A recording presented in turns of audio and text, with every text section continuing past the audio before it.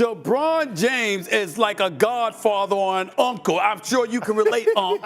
He's like a godfather or an uncle to most of the damn players. Time champion, a four-time league MVP. I don't know if you noticed him like that. I mean, this is actual insult. LeBron James, four-time champion, four-time MVP, the face of the modern NBA. But when Stephen A. Smith steps up and declares that Michael Jordan was feared around the world, not just respected, people start listening. In this episode of NBA Showdown, we dive deep into what Stephen A. meant and why LeBron, despite his greatness, still stands in the shadow of a man who was not just better, but truly feared. They're around until the end because we break down every quote and expose why Jordan still holds the crown. Before we get started, make sure to like this video, subscribe to NBA Showdown, and hit that bell icon so you don't miss any more GOAT debates. Stephen A. Smith opens by acknowledging a crucial truth. LeBron James is not just another player in the NBA. He is a mentor, a leader, and an icon that the younger generation looks up to. In many ways, he plays the role of a godfather or elder statesman to those currently in the league. He is respected for what he has done on the court and admired for how he has conducted himself off of it. Stephen A.'s words are clear. Today's NBA players do not view LeBron as a competitor to beat, but rather as a figure to learn from. That kind of reverence is powerful, but it is also very different from what Michael Jordan evoked. LeBron inspires, teaches, and uplifts, but Jordan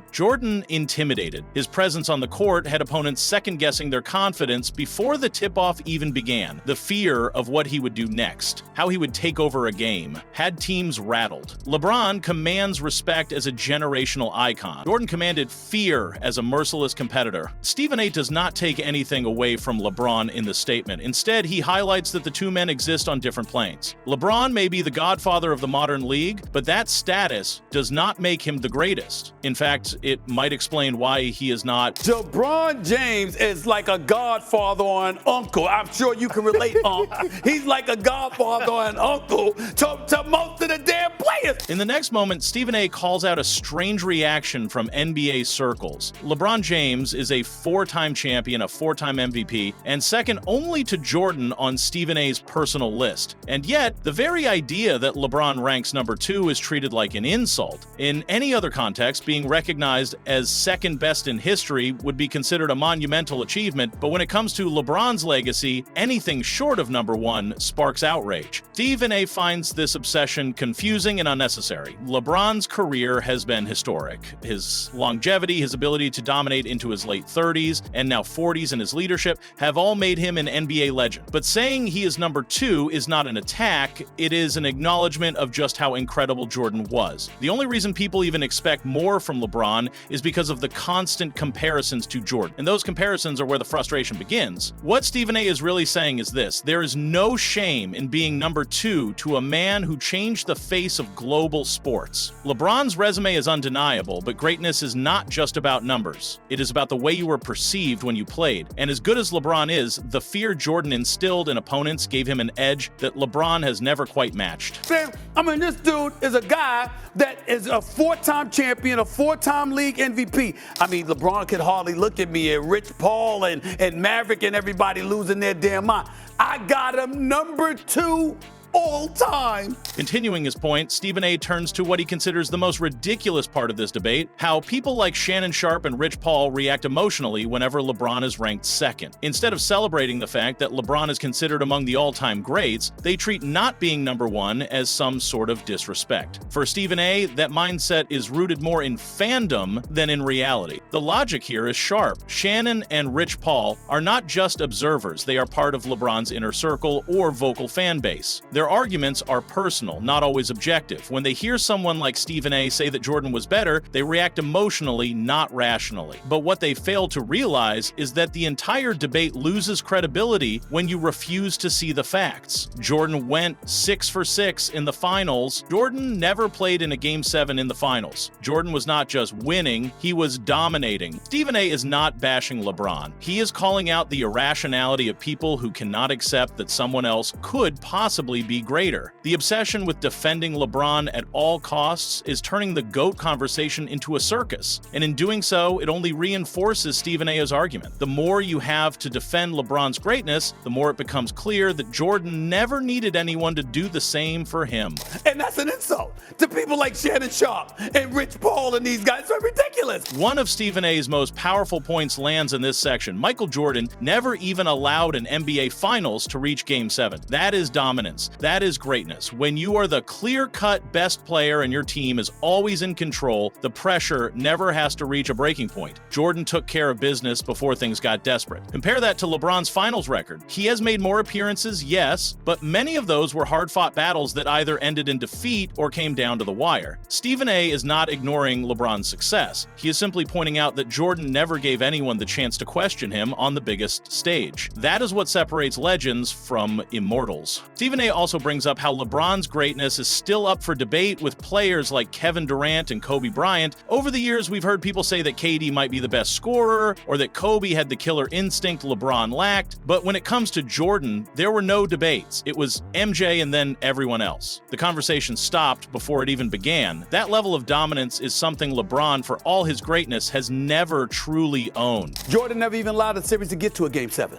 He never allowed it to get that close. When you talk about the greatness of LeBron James, times where we've debated, well, is KD on that level? You know, Kobe back in the day, was he on that level? God rest his soul. Others as well. Section 5. Jordan was not just respected, he was feared. Stephen A. Smith then draws an important distinction, one that defines the heart of this entire debate. Respect and fear are not the same thing. Many players are respected for their talent, work ethic, and contribution to the game, but only a select few are feared. According to Stephen A., Michael Jordan was feared at a level that no one, not even LeBron, has ever reached. Jordan's combination of skill, competitiveness, and cold-blooded execution on the court made him a nightmare for opponents. You did not just respect Jordan, you dreaded having to face him. He could kill your season with one shot. He could take over a game in seconds, and he expected to win. Jordan did not just want to beat you, he wanted to dominate you. That kind of presence changes everything. It affects how teams prepare, how they perform, and how they fold under pressure. If LeBron, on the other hand, commands deep respect, but he does not strike that same level of fear. He is seen as a cerebral player, a floor general, and a playmaker. He overwhelms you with intelligence and versatility, not with intimidation. And while that makes him brilliant in his own way, it does not compare to the psychological edge that Jordan held over every single opponent. This difference in perception matters more than stats or accolades. Fear is not something you can measure, it is something that lives in the minds of your opponents. And in Jordan's prime, he lived rent-free in every single one of them. Time champion, a 4-time league MVP.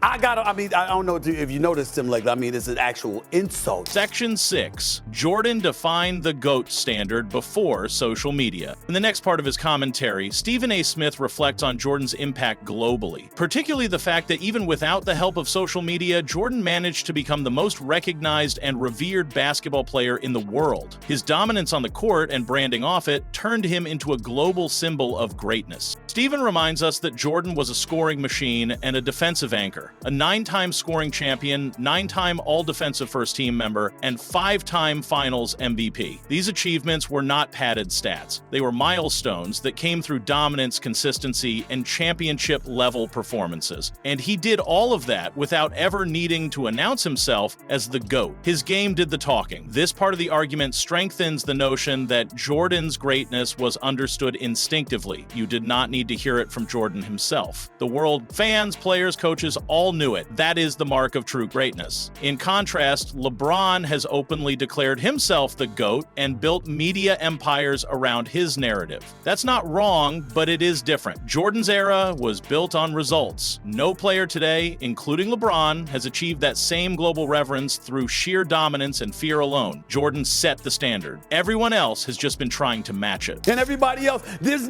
not a difference between respect and reverence as opposed to fear. Yes, it is. 10-time scoring champion, 9-time All-NBA defensive team player, a 6-time champion, a 5-time NBA Finals MVP. Section 7. Jordan made the world watch basketball. Stephen A. ends with perhaps his most jaw-dropping claim that Michael Jordan is the reason people in places like Greece and around the globe even started started watching basketball. That is how much of a cultural force MJ was. His influence extended far beyond the court. He was not just a player, he was an event. Jordan's stardom transcended basketball. He became a fashion icon with his Air Jordans, a corporate powerhouse with sponsorships, and a cultural icon featured in everything from movies to video games. He made basketball feel larger than life. People tuned in from all over the world just to watch him play, and through him, they fell in love with the game. LeBron has also elevated the sport's global reach, but his journey was built on Jordan's foundation. The NBA became global because Jordan made it global. His success created the platform that allowed future stars like LeBron to shine, and that's not something any highlight reel or statistical argument can change. Stephen A's final point in this section is crystal clear. Michael Jordan was not just the greatest player of all time, he was the reason basketball became what it is today. That kind of legacy is untouchable. No matter how many titles, MVPs, or records LeBron James collects,